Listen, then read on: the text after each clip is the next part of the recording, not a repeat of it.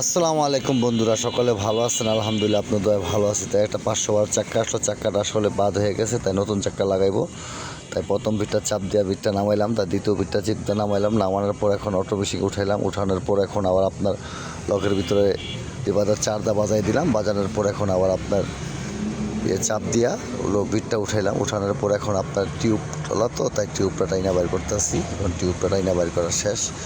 এখন আবার আপনার টিউবটা বাইর করতে আসলে লাইগা রয়েছে, তো এই জন্য টিউবটা বাইর করতে একটু সমস্যা হইতে আসছে। এই টিউবটা বাইর করলাম। বাইর করার পর এখন ফুল চাক্কাটা আউট করতে হবে, কারণ নতুন চাক্কা তো, তাই এর জন্য ফুল চাক্কাটা আউট না করলে নতুন চাক্কাটা লাগানো যাবো না।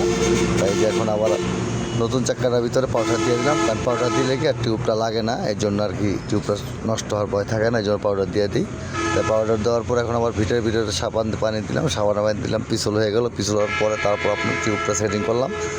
সেটিং করার পর এখন আবার আপনার টিউবটা সেটিং করতে আসছি। সেটিং করার পর এখন উপরের ভিতটাও আবার সাবান পানি দিয়ে দিলাম। সাবান পানি দেওয়ার পরে আর কি সুন্দর লোয়ার রিং, তো এই জন্য ভিটটা কাটার জন্য ভয় থাকে না, এই জন্য আপনার সাবান পানি দেওয়া হয়। তাই সাবান পানি দেওয়ার সময় এখন হাওয়া দিলাম, ভালো থাকবে।